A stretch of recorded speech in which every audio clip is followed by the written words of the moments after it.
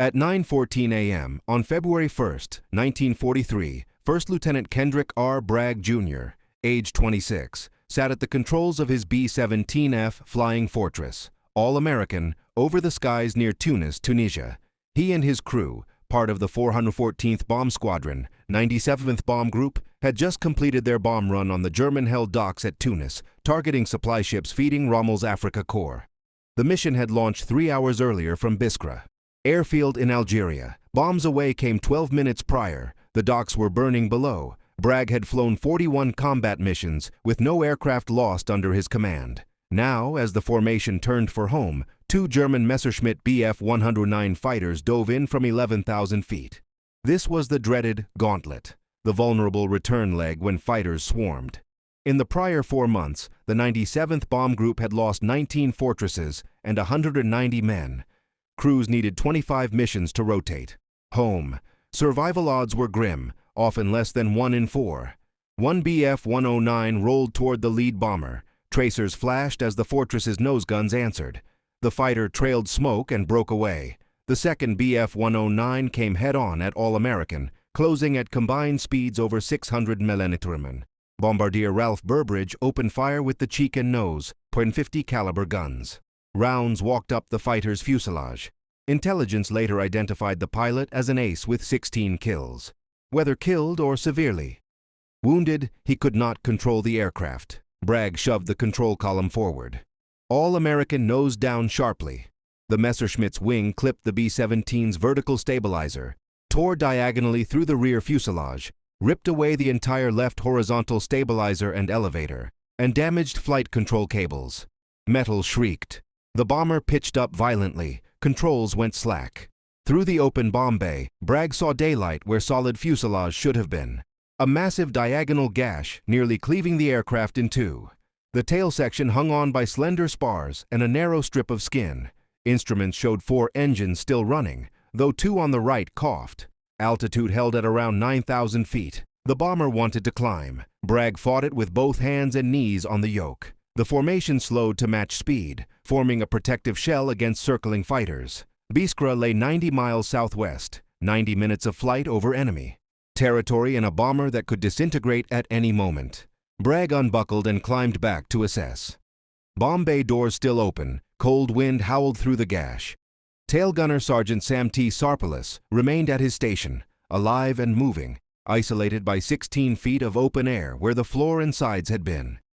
Engineer Joe C. James reported, right engines losing oil pressure, left outboard running hot, electrical and oxygen systems dead, radio gone, tail hanging by the right side. Frame members, swaying in the slipstream. Sarpelis gave a thumbs up through his plexiglass.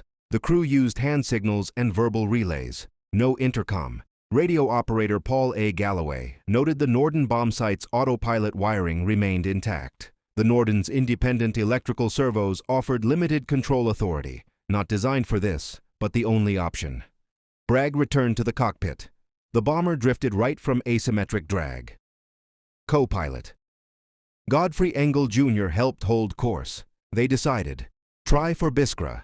The formation stayed close until fighters broke off, out of range or ammunition. Then the other B-17s pulled ahead per standard procedure. Don't risk the group for one.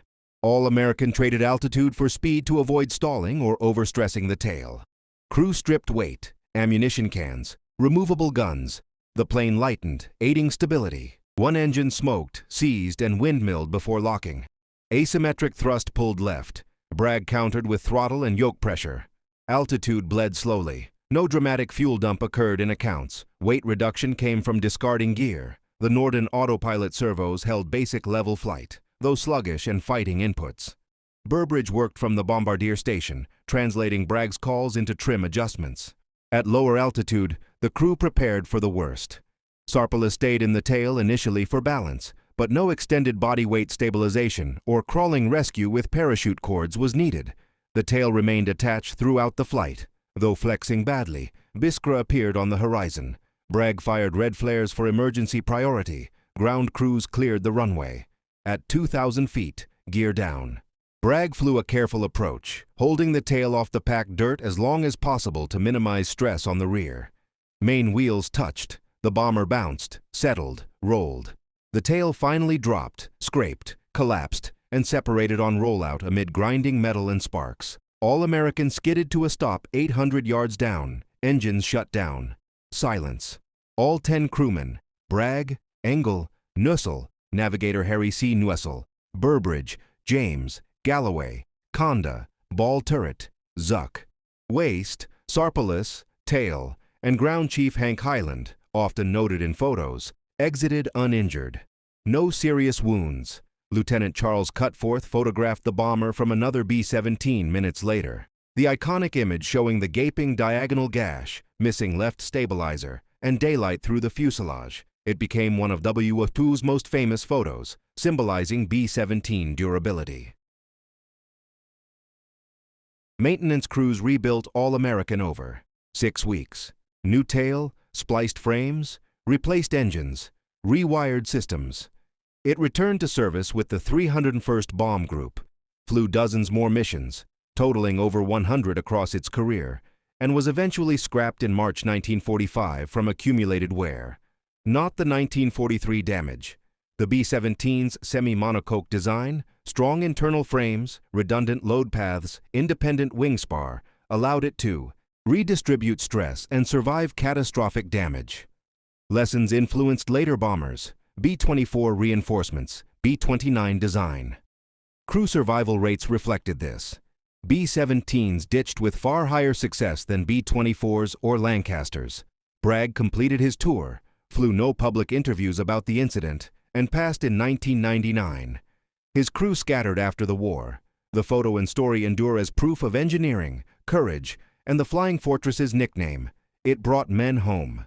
Back in the cockpit, Bragg attempted to call his crew over the intercom. Only static crackled in response. The electrical system had been severely damaged by the collision. He needed a damage assessment.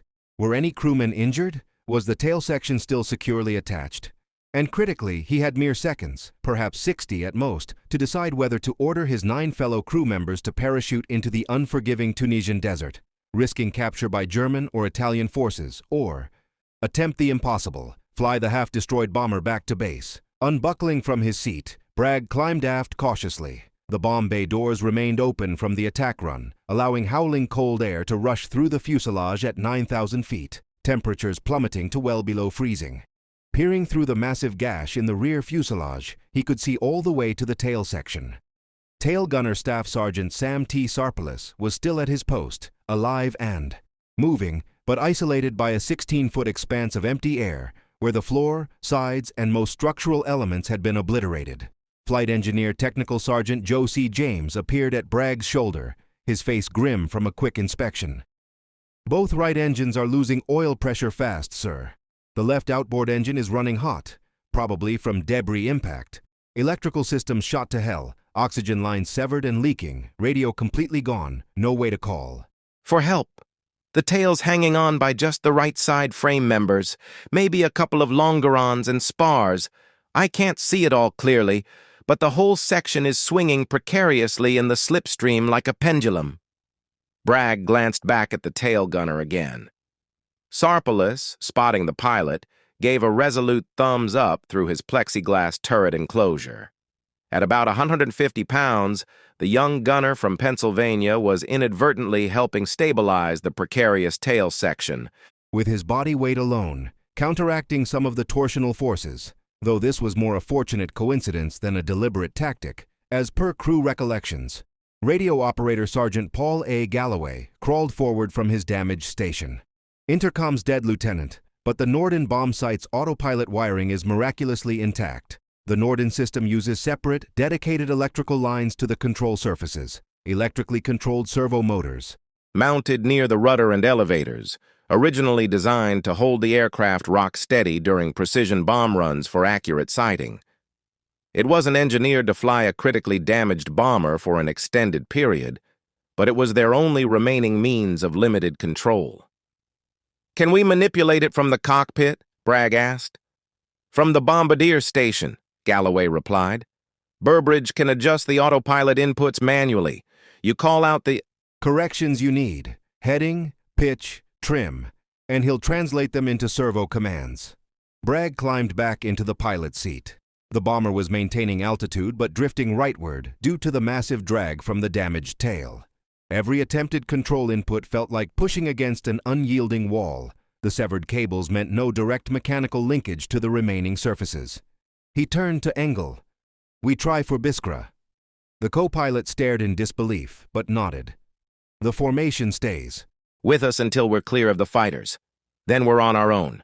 Start dumping weight, ammunition belts, removable guns, anything not bolted down that isn't essential." Bragg keyed the dead intercom out of habit, then remembered its failure. He dispatched James aft with handwritten orders: strip the plane, throw out everything non-vital. They needed to remain airborne for the full 90 minutes, with effectively 2.5 functional engines and half a fuselage intact. Waist gunner, Sergeant Michael Zuck emerged with his bulky 50 caliber machine gun, a 700-pound weapon system including mounts and belts. He heaved it through the fuselage gash, watching it tumble end over end toward the arid desert below. Ball turret gunner Sergeant Elton Conda followed suit, jettisoning heavy ammunition cans, each holding 500 rounds at 40 pounds apiece. Gone in moments, the Messerschmitts made one final harassing pass, but Conda and Zook stood exposed in the torn waist section, heads and shoulders protruding through the ragged metal, firing their remaining handheld weapons in defiant bursts. The German fighters finally broke off, likely low on ammunition or fuel, or perhaps deterred as the formation edged beyond their operational range over Allied-leaning territory. The other B-17s pulled ahead per standard USAAF procedure. Don't jeopardize the entire group for one straggler. All-American began AA. Gradual descent to 8,000 feet, then 7,000. Bragg was deliberately trading altitude for airspeed to prevent stalling. Too slow, and the wings would lose lift. Too fast, and the weakened tail could shear off entirely from vibrational fatigue. Burbridge called up from the nose station. "Autopilot's holding for now, but it's fighting every input. Each adjustment takes 30 seconds to register and stabilize. This setup wasn't built for prolonged manual flying. It's a short burst." "System for bomb runs." "Just keep it level," Bragg replied. "That's all we need right now." The protective formation vanished ahead on the horizon. All-American was now utterly alone over enemy territory. Bragg monitored the fuel gauges obsessively. They had just enough aviation gasoline to reach Biskra, barely. If the engines held, if the tail remained attached, if they could sustain this precarious altitude and speed. The vast Tunisian desert rolled past below. Endless dunes, rocky, outcrops, mountains looming to the north, the shimmering Mediterranean to the east. Biskra lay southwest, 80 miles now, 75 minutes remaining.